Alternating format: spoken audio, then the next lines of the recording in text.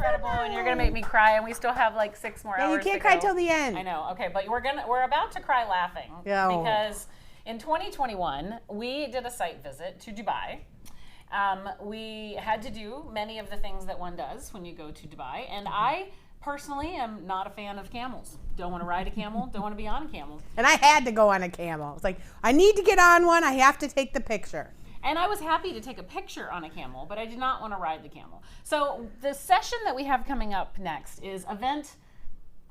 I don't know. Yeah, you just say it. Event It's our show. It's true. It's event fuck ups. I asked Julius Solaris if he would take a segment on the show, and he said only if we can talk about event fuck ups. There's too much rosy glasses everywhere of the beautiful things that happen, and we don't talk enough about that. So I did a little research, and there's a difference between a fuck up, a failure, and a faux pas. So in the definitions I came up with, a failure is actually not terrible. A failure is when you're experimenting, trying something new, something outside of your boundaries. Today we had a couple of failures here with things that we hadn't tried before, and that's good. We were trying it, now we know how to do it. Next time, it was incredible. A fuck up is when you weren't prepared, you didn't plan, you cut corners, you got lazy. We tend to take those as a little shameful, and we don't really talk about them. And then a faux pas is just kind of an accident. Generally an embarrassing accident, but an accident nonetheless. I would like to say that we can learn from all 3 of those things, and our group of incredible event professionals coming up are going to share with us their failure, fuck up, or faux pas and tell us what they learned from it. But first, let me just tell you that I'm so proud of Liz for getting to this point, because she literally has made me keep this secret video on lock between myself, her, and Nicole Matthews, who went with us on this site visit for years. We haven't been able to show it. We can't talk about it. I've peed my pants watching it 45,000 times, and now we get to the point where we can talk about it because it's funny. I'm still gonna cry. Yeah. But big step forward for Liz, and just, enjoy this video of one of our moments. Roll that beautiful footage.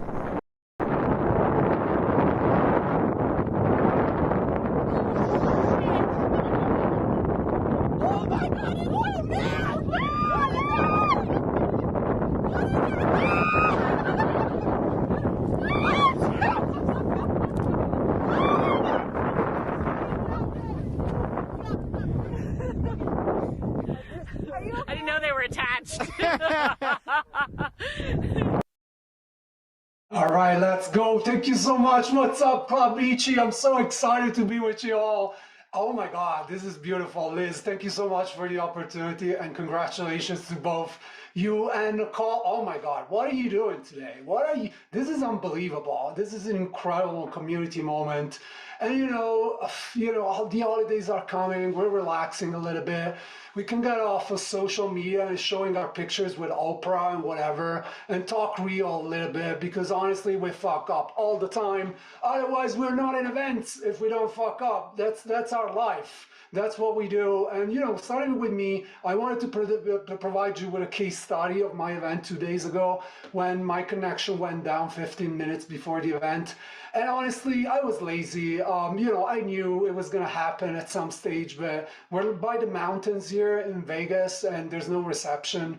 So I don't know by what chance the Lord looked at me and said, okay, you can connect with 1 bar reception and just the audio. Thank God I had like a backup production person that was taking care of the Zoom. Otherwise I would have been lost, like completely lost. And I was so lazy. Or I can tell you, when I was selling my business and I forgot to print the slides for the investors, and I went in a print shop in New York, and they got me the wrong size of print. So essentially it was this big. So during the meeting, all the investors had to flip the page like this. And it was like essentially every time I was skipping the slide, it was like noise. It was like one of the worst moments of my life.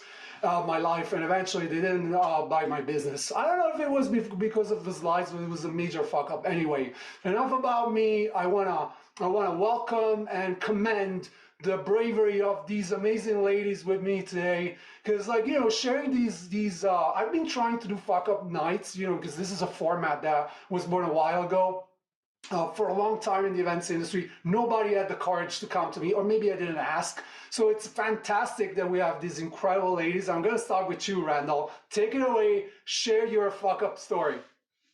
All right, my story has everything: bad planning, bad vendor partners, understaffing, and health and safety issues. So I was the lead on a Fortune 500 company's annual conference. It was a 4-day conference, and as a part of it, we were doing an event on a yacht. This was a yacht that had been transformed from some loaded person's pleasure cruise thing into an actual event venue. They had hosted weddings, art galleries. They'd done all these incredible things. So we had our welcome reception there. I was the lead on this particular piece of the event, and I was the only person prepping the yacht, meeting the vendors, making sure the catering was up and running, getting the DJ hooked up, all of that. I was also working on doing a silent disco and having a lot of issues with that event tech. And I usually like to have a good 30 minutes in between kind of finalizing all your pre-event stuff into opening the doors and getting guests in. Well, because I was messing with the silent disco tech, I did not have that time space. I went right from playing with that into we open doors, we're scanning people in, we're giving them their swag and getting them on the boat. So we get them all on the boat, get the door shut, get the overall kind of if you've been on a cruise, you know what they do. If you have an issue, here's where you find the life vest and all of that. Get that, we take off. I finally get to that point where I'm like, whew, okay, it's up and running. I can relax. It's time for a glass of wine.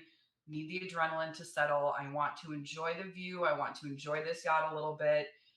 And then my colleague and the in-house director of security walk up to me and say, we have something to tell you. Immediately my stomach drops. I know this isn't going to be good, because if the head of security and my colleague come up and say that to me in that tone, nothing that's coming out of their mouths is going to be great. They say, the CEO has eaten a shrimp dumpling. Now, the CEO was well known for having this allergy and well known for never carrying his EpiPen. The year before at this event, his wife had chewed him out in the middle of the event for not having his EpiPen. So I immediately go, what? Yeah, the CEO ate a shrimp dumpling. And I'm like, okay, is he okay? What's going on? Do we need to call 9? What do we do? And they're like, no, it's fine. Unfortunately, my colleague had just had an allergic reaction, and then they didn't know what to. So she'd been carrying one. So she gave him her EpiPen, had to bring him to the bathroom and stab him in the thigh with an EpiPen. So then my brain starts to calm down just a little bit. Okay, didn't kill the CEO. He's going to be fine. Whew, great. And I go, how did he eat a shrimp dumpling? He knows he's allergic to shrimp. What the hell? And the next 5 words out of my colleague's mouth, I will never forget. They go, they didn't label the food. I go, excuse me, what do you mean they didn't label the food? They didn't put that there was a shrimp allergy? She goes, no, you have all these dumplings on the buffet. She's like, haven't you eaten it? I'm like, no, I'm just having a drink. She's like, everything is on the buffet, and there's not even a tent card to tell you what it is. So there's pork dumplings next to shrimp dumplings, and it doesn't say which one it is. She goes, no. And I'm like, I've worked with Chipotle as caterers, and Chipotle puts out 10 signs, right? How is this possible? I didn't ask for this, but I shouldn't have to. This is food service 101. What do you mean they didn't label the food? I was baffled. This entire event was a $500,000 event in and of itself. How do they not label the food? So then to top it off, I find my event manager. I'm like, hey, we have a very large problem, trying to not be as rageful as I am inside and talking to her, trying to be professional. I'm like, you didn't label the food. So my CEO ate a shrimp dumpling that he's deathly allergic to. She goes, well, you didn't ask us to label the food. Excuse me? What? Do I have to ask the AV to plug in the TV and the monitors for AV? Or what? I was so speechless, and I can't believe those words just came out of your mouth. That it was horrible. But anyway, he ended up being fine. It's baffling. He was fine. Everything was good. Big learning lesson. Massive fuck up on my part. I didn't ask the right questions. I didn't ask for food labeling, which I do every place I go now. I didn't properly staff myself to make sure that I was prepared on that boat to have enough coverage to check all the things I needed to check. And I didn't check with them. I didn't have that conversation with them about what is your protocols for health and safety issues on the boat. If they didn't have the EpiPen, I have no idea what would have happened to that man. I probably would be in the news for the worst event fuck up ever. But um, worst like 45 minutes of my professional career, but definitely a learning lesson and hopefully the largest fuck up I ever have in my career and nothing more. I gotta say, sorry, I hear a noise. I don't know what it is, if it's me or something, someone else. But I'm gonna move to Sarah so I can mute myself. Hi there. I'm a product marketer, but I've worn many hats, especially working at small companies. So I was working for a small company. We were going to supercomputing, and we had this habit of getting 20 by 20 booths. And because we were on a tight budget and pinching pennies, we would have our displays built very tall so that we wouldn't be trying to hang a ceiling sign. So everything was mapped out. Our brilliant graphic designer had done beautiful artwork for the booth. I show up for supercomputing, and yeah, I always tried to get there early, but the bosses are always saying, you know, can't you just fly in the next day because then you'll save a night on hotel. Anyway, but by the time I got there, they had already set up the booth and they had it facing the wrong way, and that wouldn't have been such a problem, except that they had the front of the booth facing the bathrooms of the convention center. Is there anything uglier than that hallway with the bathrooms on it? It's like, oh my God. And then, you're gonna like have to make eye contact with everybody who's going like every hour, um, to get a break from their booth. So it's like, this is not gonna work. So I get my graphic designer and my VP on the phone, and I'm like, am I crazy? But I don't think this is the booth orientation we gave them. Everybody said, nope, you're right. So then we got the company on that had built the booth and explained the problem.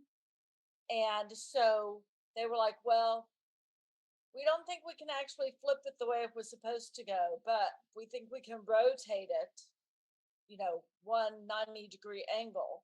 And I'm like, that's fine. I'm fine with the side of it being on that aisle, but I just don't want my front facing the bathrooms. So they, you've got this 20 by 20 foot structure that just spires up so that it's, tall enough that people can see it from a distance. Purple is our main mast color, and they are turning that thing, and it's like, you're just kind of waiting for it to all come tumbling down. Anyway, but they did manage to get it turned. It didn't fall apart. I do think we had to maybe go back and put a little duct tape up on one of those spires, but generally people weren't looking up like that. But it was so scary, but it kind of proved to me that my instinct of always wanting to get there early to figure out what was wrong this time was correct. And what my boss said, and he was just a cool cucumber, but he said, it doesn't matter what you do. When you do a show, there's always going to be something that goes wrong, and you can always figure out how to fix it. And I've kind of carried that with me through my career, and it's like, there's always going to be something that's messed up, and sometimes it's your fuck up, sometimes it's somebody else's, but whatever you do,